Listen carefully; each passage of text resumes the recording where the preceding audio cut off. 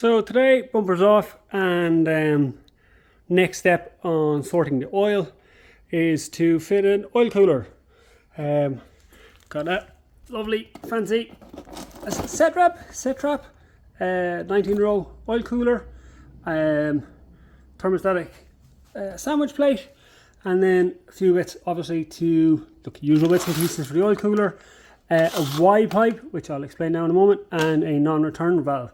And this is because I've got the sump going into the FTO. And so the 6A12 Myvec, they're hydraulically activated cams, which pulls oil pressure from the system after 5,500 revs. And also then the sumps are not great on the FTO in my opinion. So they really need to be baffled. Mine isn't. So there's concerns there. And then also I've a feed coming from the male oil gallery to feed the turbo. There's a lot of pressure. So ultimately I have an sump. I'll actually show you that real quick. So this is a Canton Racing sump. Lives behind my passenger seat.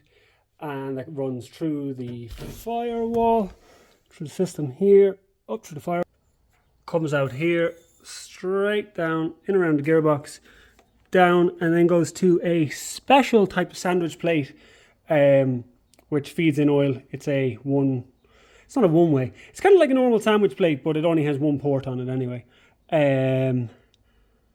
But it has a non-return for one side anyway. So when there's an oil starvation event, it goes where it needs to and it doesn't flow back to the sump. So that's it. What I need to do is tee this into the oil cooler line. I need to get the one-way valve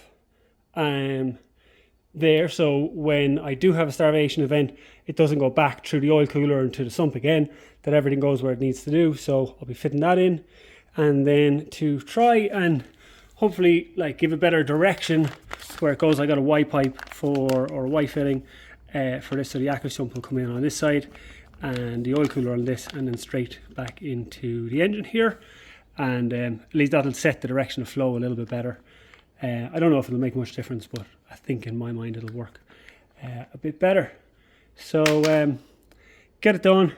All the fittings, these basic fittings came from Speedy Parts, but for the Y fitting and the non-return, they were the best value. GRP4 provided the the oil cooler, and Drift Mafia was actually cheaper than FMIC for the exact same sandwich plate. So definitely worth giving them all a look.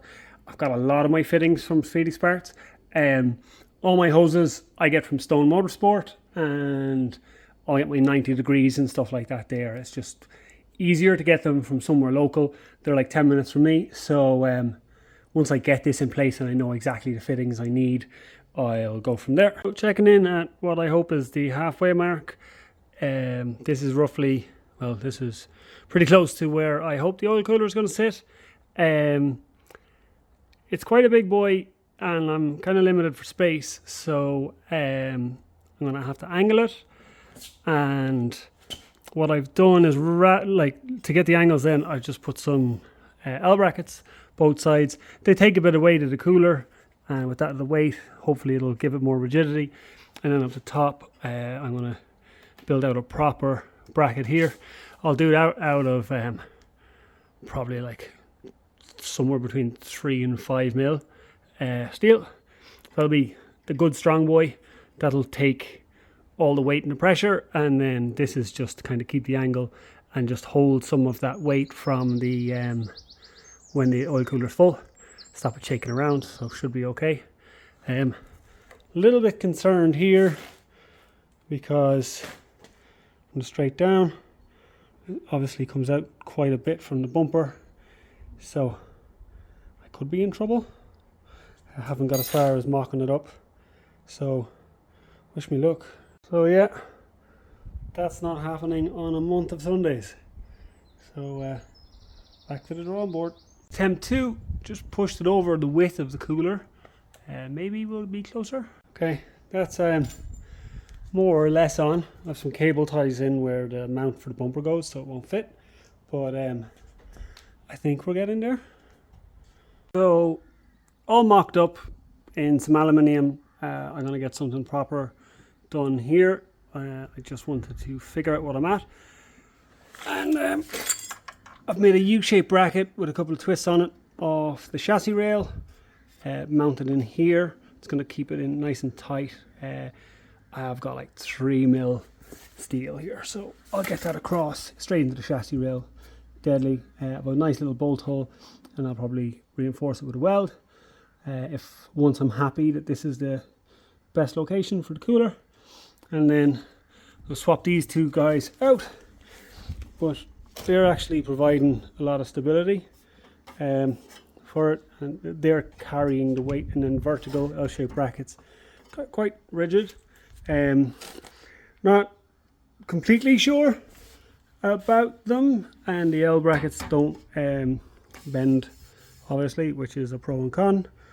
And I might put a little slot here and up here, or maybe just one side, yeah, and then I'll be able to adjust the cooler up and down a little bit and just make sure it's like perfectly square, because this one has to twist.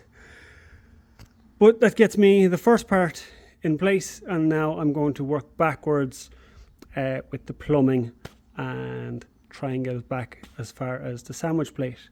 So the only thing that's catching me here is I have a pretty tight angle here. I've had a look around. It's unfortunate, like no one does everything. So I want a full flow AN10 here. Sorry, you can't really see it. I want a full flow AN1090 here to bring me down below the chassis rail, and then I'll come around the back, and should be good. Bottom one will be fine, just even with a straight out, and we'll go there, or maybe a 45-degree full flow, bring it up, and it'll be fine. And then jumping inside, it'll be pretty easy. Just there where the oil tank catch can is, it'll come straight across into here, and then this is the AccuSump line there, and that'll just tee in, so that'll be fine. So we shall see. I think I might cut it here and go into the plumbing then, or maybe skip the plumbing because it can be boring, but we'll see. I have a feeling it's going to be a bit of hardship, and I might actually size up the AccuSump line to a -10, because I realise it's -8 and I think it might be a bit small.